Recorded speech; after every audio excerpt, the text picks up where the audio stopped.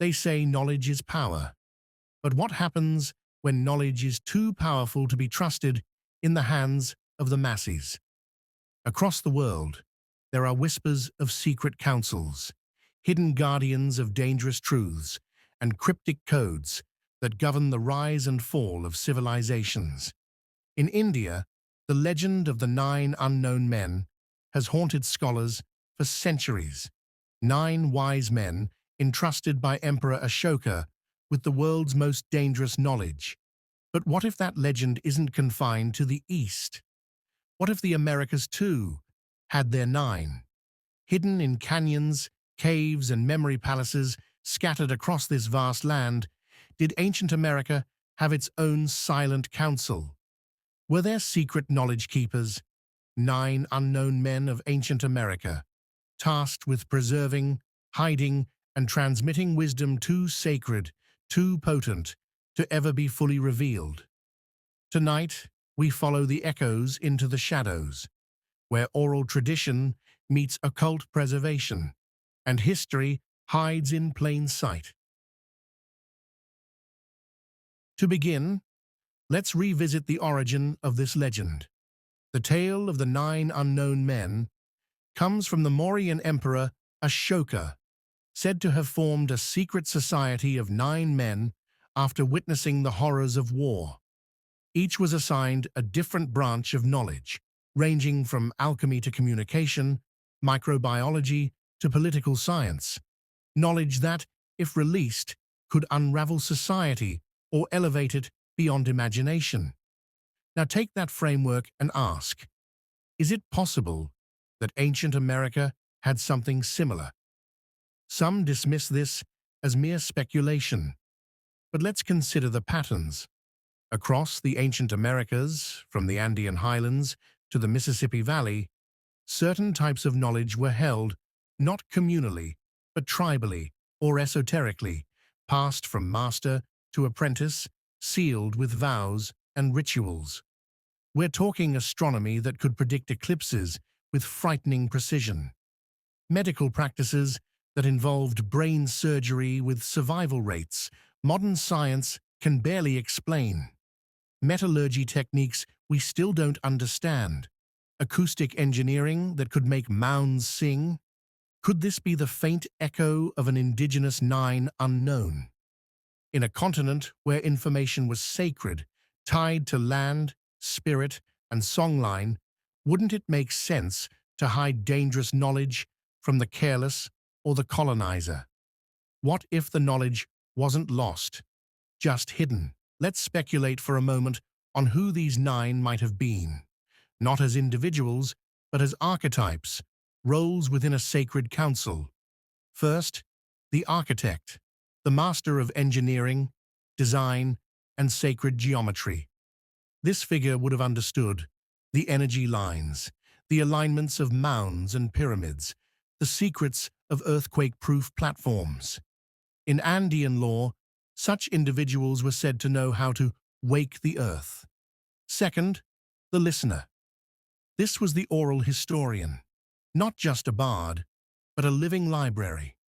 Someone who could recite the myths, the genealogies, and the legal codes stretching back generations. A master of memory, trained in the art of encoding data into rhythm, color, and place. You've heard of the Quipu of the Andes and the memory trails of the Southwest. The listener was their keeper. Third, the Skywalker, the astronomer priest. This person tracked the stars, mapped the cycles, predicted eclipses, comets, and solstices. Chaco Canyon's alignment with lunar standstills. Cahokia's Woodhenge solar calendar. All signs point to someone who knew not just where we were in space, but where we were in time. Each of these roles was not just scientific, it was sacred. These weren't professors, they were protectors, keepers, gatekeepers to forces that in the wrong hands could destroy balance. Now we come to the fourth, the Serpent Keeper, the master of poisons, venoms, and cures. Every indigenous culture had them. From the Maya To the Inuit, there were those who knew how to extract the toxin from a frog, turn a flower's petal into a death blow, or mix roots into a brew that would open the veil between worlds. This was more than chemistry. It was sacred pharmacology. Stories from the Pueblo peoples speak of two-faced medicine men, those who could heal or curse.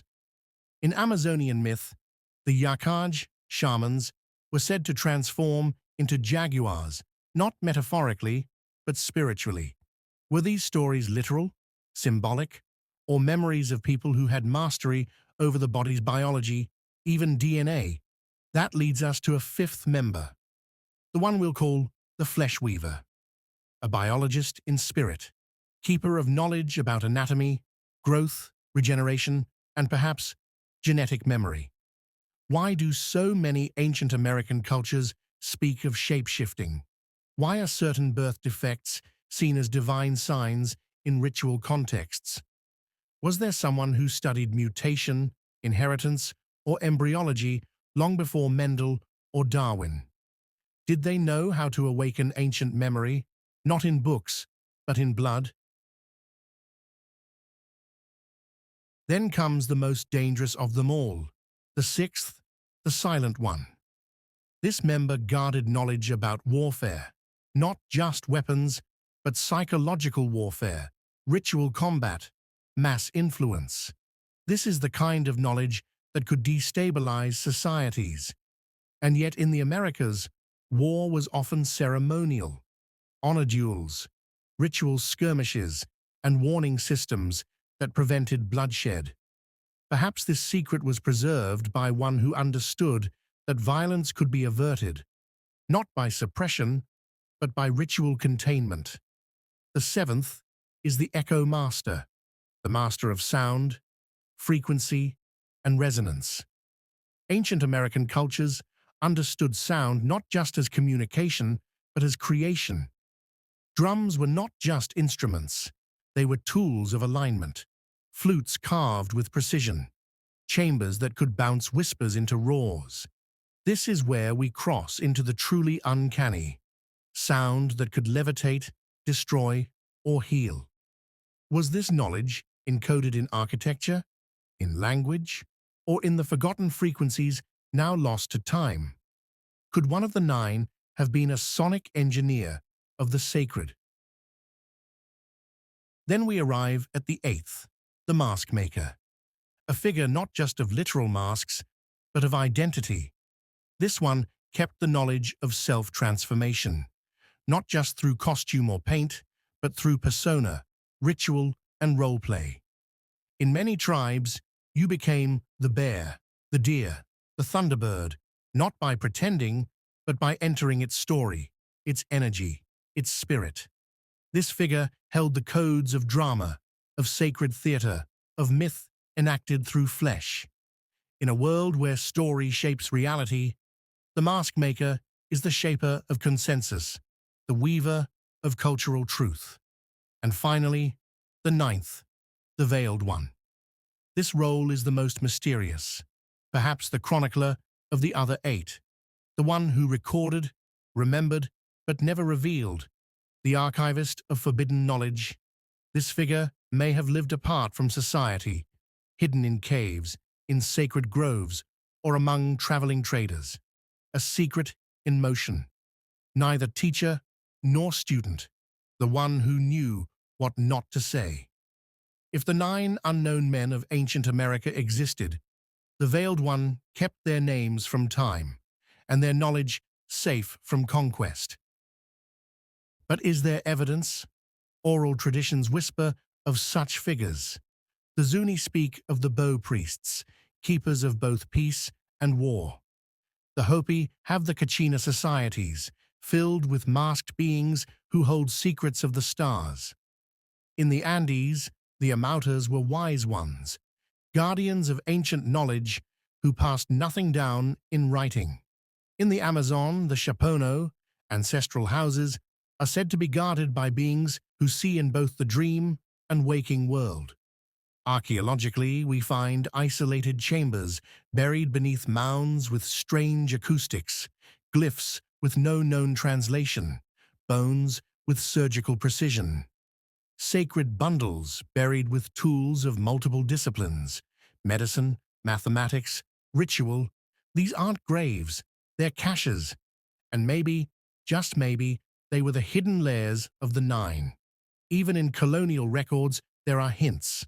Spanish friars wrote in awe and fear about doctors among the natives who knew more about the stars than the church. French trappers reported native councils who could predict the behavior of animals with uncanny accuracy. British surveyors found engraved stones that didn't match any known tribal tradition, left perhaps by an earlier, quieter hand. If these nine did exist, where did they go? Were they wiped out in the wave of colonization?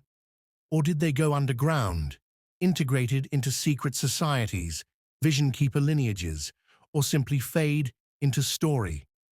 Perhaps they never left. Some say the nine re-emerge when the world tilts too far toward imbalance, when knowledge becomes weaponized, when forgetting becomes a global sickness. Then they return, in dreams, in stories, in children who speak words they've never heard, in elders who carry silence like a shield. Maybe the nine unknown of ancient America aren't nine people anymore, but nine currents of knowledge reactivating in those who listen. And maybe, just maybe, you've heard them whisper. The nine unknown men of ancient America may never be proven in a court of archaeology. There may be no parchment, no golden tablets, no hall of records. But listen deeper, beneath the stone, behind the myth, within the ritual, and you'll find the signatures of silence, the fingerprints of preservation. In every ancient mound that sings, in every forgotten cave etched with spirals, in every elder's guarded smile, when asked about the old ways, you'll find the nine. Not as men, not as gods, but as guardians, watchers, custodians of knowledge too sacred for empires, too vast for academia, and too true to die. This has been another journey through the untold secrets of ancient America. Until next time, listen to the echoes.